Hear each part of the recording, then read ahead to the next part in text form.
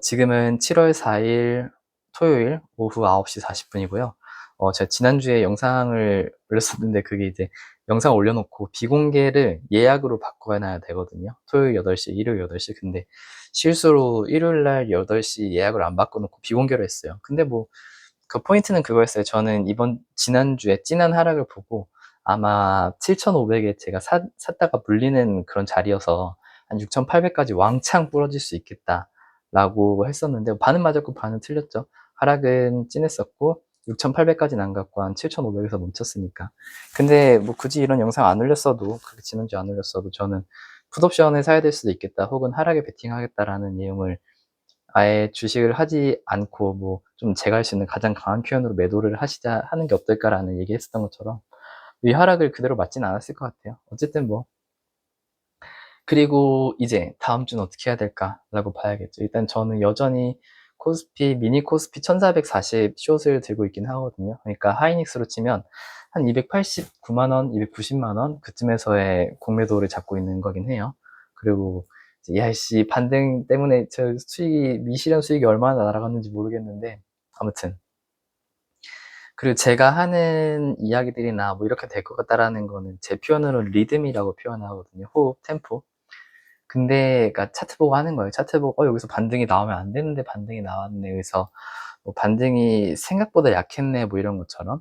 그래서 저는 지난 금요일에 반등이 생각보다 너무 진하게 나왔다? 그러니까 물론 뭐 결국 누가 샀으니까 반등이 나온 거긴 하겠지만, 하이닉스가 제 평소의 느낌이라면 한 230만 원쯤에서 멈췄어야 됐는데 지금 242만 원까지 올라왔잖아요. 그리고 뭐 그 니케이 일본 시장도 원래 제가 생각하는 제 경험으로는 반등이 나오면 안 되는 자리에서 나온 것 같은데, 이게 그냥 국장이랑 특히 하이닉스, 삼성전자가 시장을 끌어올린 거가 아닌가라는 생각을 하고, 과했던 반등이라고 하면 아마 월요일 날 상승해야 되는 부분을 미리 땡겨서 올린 거가 아닌가. 제가 얘기했었던 시장이 끈적끈적하고 뭐 조금 하루 이틀 그러니까 등락폭 말고 시간대상으로 하루를 땡겨 쓴다거나 밀어 쓴다거나 이런 것도 생각보다 계속 나오는 것 같다. 저는 이제 토요일 영상에서도 말씀드렸겠지만 좀 반성을 하고 있거든요. 시장이 내가 알던 그 시장이 아니다라고.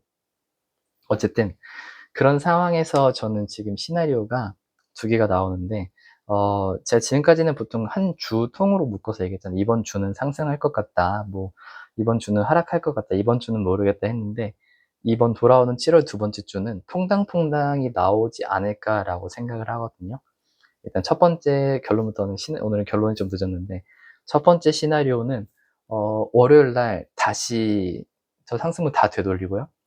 갭상승을 하고서 한 0.1% 혹은 2%, 크게 잡아서 3%까지 상승하자마자 다시 부러지는 거죠. 그래서 그냥 뭐 편하게 하이닉스 가격으로 설명을 머릿속으로 생각을 해볼게요. 굳이 막 뭐 코스피 하시는 분들이나 삼성전자 하시는 분들이나 뭐 코스피 선물 옵션 하시는 분들 알아서 치환해서 환산해서 계산해 보시면 되고, 하이닉스 기준으로는 한 220만 원까지 다시 떨어지고, 그러니까 220만 원이면은 벌써 마이너스 10%잖아요. 지금 종가 대비, 전일 종가 대비.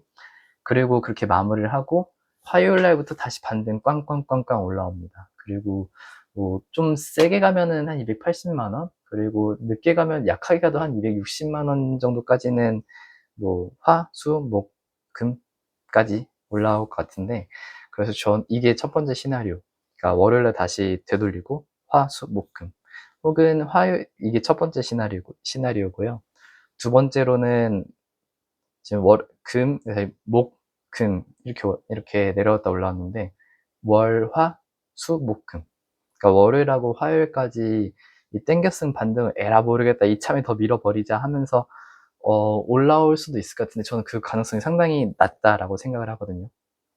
그리고 그랬을 때는 뭐 하이닉스 기준으로 화요일 날 반등이 최대 한 260만 원, 그러니까 275만 원까지 위로 갈 수 있다는 게 아니라 그쯤에서 약간 아슬아슬하게 긴장하듯이 어쩌면은 한 255만 원 되게 끈적끈적하게 한 3, 4% 두 번 나오고 다시 부러질 수 있을 것 같다. 아무튼 이런 시나리오가 두 개 나오는 가장 좀 메인 근거는 당연히 차트고요.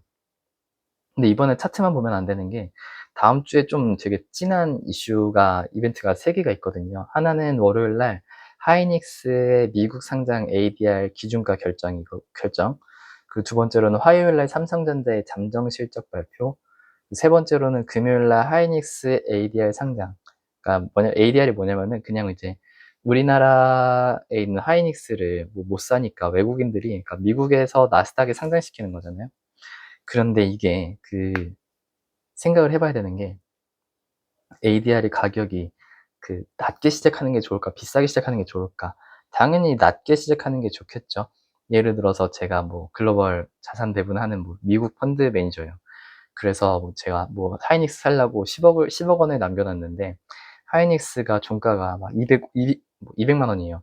그럼 10억으로 얼마 살 수 있지? 한 5만 주 살 수 있나?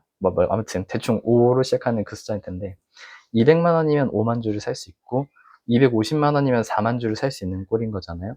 물론 벤치마크 뭐 비중 이런 걸 고렸을 때는 같은 그거긴 한데, 당연히 주식은 싸게 사는 게 좋은 거잖아. 그리고 뭐 사실 그 와중에 차익 거래할 수도 있어요. 뭐 한국에서의 하이닉스는 250만 원인데 ADR은 뭐 200만 원이다. 그럼 한국에 있는 하이닉스 공매도를 치고 ADR을 사고, 그래서 뭐 중간에 마주치거나 뭐 하는 그 자리에서 팔면 되겠죠. 이런 것도 있을 수 있고, 뭐 여러 가지가 있을 수 있겠지만, 웬만하면 전 세계 헤지펀드들이나 자산운용사들은 다 롱온리, 자산 배분, 그러니까 삼성전자, 하이닉스 사자, 더 잘 가는 건 사자주의라서 이게 그렇게 막 차익 거래 하려는 시도는 많지 않을 것 같다. 즉, 하이닉스 ADR, 그러니까 미국에 상장된 하이닉스 주가가 월요일 날 결정이 된다면 월요일 날 박살내버리는 게 낫지 않나 라는 생각을 하고, 두 번째로는 삼성전자의 잠정 실적인데, 삼성전자 실적 발표를 보통 2번 하거든요. 하나는 그냥 잠정 실적 발표예요. 그러니까 뭐 이게 어떤 의도가 있는지 모르겠는데 숫자만 보여줍니다. 그래서 이번에는 매출 얼마 나왔고, 영업이익 얼마 나왔고, 그리고 이게 아마 고객사들이나 협력사들한테 우리 이 정도 숫자 나왔으니 너네도 어떻게 하라고 이렇게 미리 힌트를 주는 것 같기도 하고, 뭐 아닐 수도 있고. 그리고 이제 실제 발표는 나중에 해요. 뭐 그래서 뭐 IR들이나 애널리스트들이 막 질문하잖아요. 아, 이번 반도체 어떻게 생각하냐, 뭐 어떤 뭐가 있는데 이건 어떻게 될 것 같냐, 어떤 루머가 있는데 이거 어떻게 생각하냐, 뭐 이런 것들. 그래서 아마 잠정 실적 발표에서는 숫자만 줄 겁니다. 근데 사실 뭐 제가 하는 거 보면 알겠지만 숫자가 중요하지 않아요. 어차피 마이크론에서 실적 이만큼 잘 나온 거 봤고, 주가가 비싼데 실적이 잘 나면은 뉴스에 팔아라고, 주가가 싼데 실적이 잘 나면 역시 반도체 더 간다, 역시 메모리 더 간다, 이거기 때문에. 그래서 저는 월요일날 하이닉스랑 삼성전자가 부러지고, 화요일날 실적 발표 나면서 야, 역시 더 간다, 더 간다, 이렇게 시나리오를 그리고 있고, 금요일 날은 미국의 ADR이 상장하잖아요. 그래서 이게 45조였나? 이게 글로벌 시장에서 그렇게 큰 규모가 아니긴 한데, 이건 100% 감이에요. 하이닉스 레버리지 ETF, 삼성전자 레버리지 ETF 같은 그런 특선 상품들이 출시될 때는 보통 고점에서 출시가 되거든요.